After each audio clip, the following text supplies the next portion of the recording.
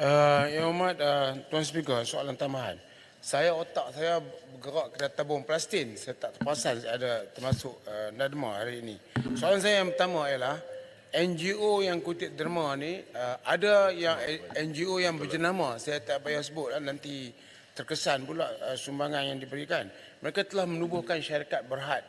Jadi syarikat berhad ini yang Hormat, apakah kita nak syaratkan kepada mereka berapa peratus yang mereka boleh simpan untuk mereka dan berapa peratus untuk didermakan.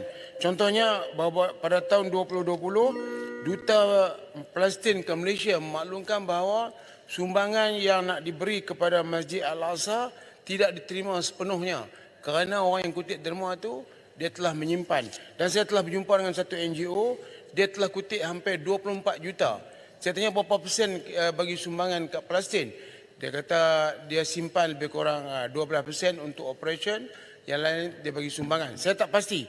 Tapi apakah kerajaan akan menetapkan supaya semua NGO yang kutip derma ini mesti sekurang-kurangnya 95% diberi sumbangan. Sebab orang yang nak kutip derma ni biarlah orang yang ada kemampuan, sebab niat untuk buat kebajikan. Sebab kita yang bagi derma ni, kita nak duit kita sampai ke tempat yang kita bagi derma. Sebagaimana dan ada juga NGO yang mengatakan bahawa mereka dapat kelulusan daripada Bank Negara, iaitu 30% mereka boleh simpan, dan Bank Negara telah nafikan. Saya minta kerajaan tetapkan supaya 95% disampaikan terus ataupun dibagi 100%. Yang keduanya, tempoh masa, sebab ada NGO yang kutip masa sepanjang masa, seperti Mufti Perlis telah maklumkan bahawa terdapat orang yang kutip derma di premis-premis pergi rata-rata, padahal masa itu sudah tidak ada lagi bencana yang berkenaan. Jadi saya minta supaya ada tempoh masa ataupun sepanjang masa. Dan dengan itu kerajaan diminta untuk mengumumkan bahawa ini tabung yang khusus untuk diderma oleh rakyat Malaysia yang diuruskan oleh kerajaan. Jadi senang. Kita pun puas hati kalau kita bagi derma, ianya sampai ke matlamat. Terima kasih. Yang Berhormat Menteri. Terima kasih Yang Berhormat. Kutipan dana untuk bantuan-bantuan kemanusiaan sebagaimana yang saya sebutkan tadi adalah tertakluk kepada nature ataupun jenis badan-badan yang membuat kutipan tersebut. Dan sememangnya pada masa kini tidak ada undang-undang khusus yang mengawal selia kutipan dana yang berkaitan dengan derma bagi bencana di luar kerajaan, iaitu kutipan daripada badan-badan selain daripada kerajaan.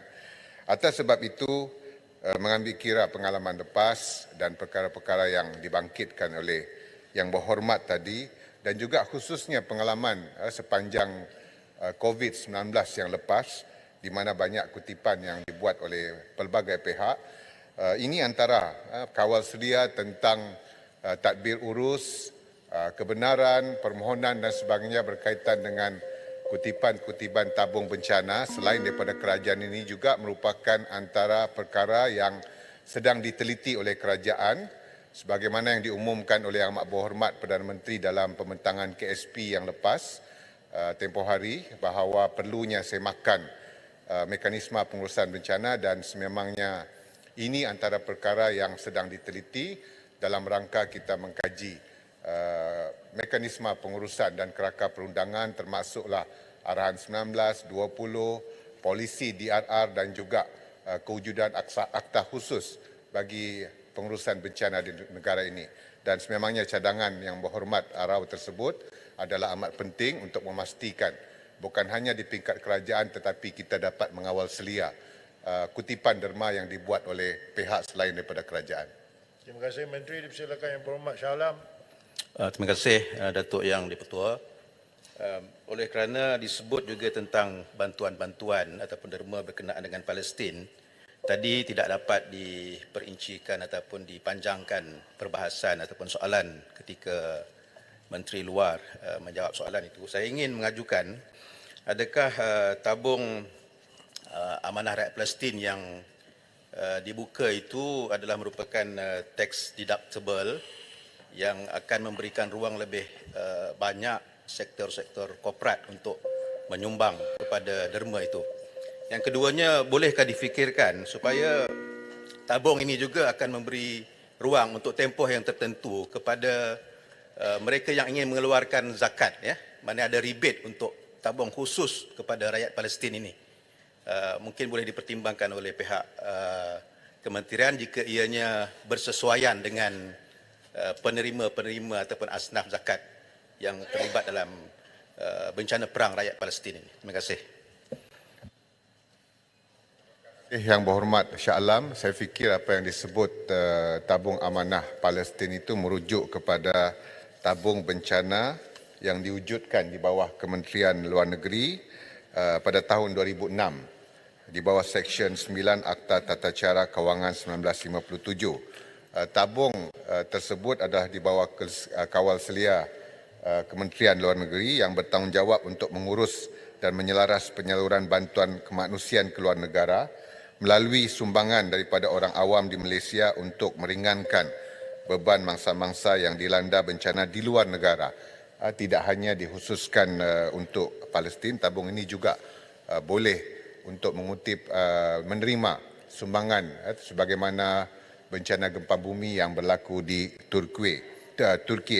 Akaun amanah ini ditadbir oleh Jawatankuasa Akaun Amanah Tabung Bencana KLN yang membuat keputusan berhubung tata cara penerimaan dan penggunaan dana tabung ini. Dan sebagaimana soalan spesifik tadi, bahawa sememangnya penyumbang kepada tabung ini boleh mendapatkan pengecualian cukai. Terima kasih Yang Berhormat Menteri. Satu tadi tidak dijawab, ya Datuk Pengerusi, berkenaan dengan zakat itu. Mungkin Yang Berhormat boleh jawab melalui bertulis lah. Saya jawab secara betul. Saya minta Kementerian Luar Negeri untuk menjawab secara bertulis kerana soalan itu terkait dengan peranan Kementerian Luar Negeri.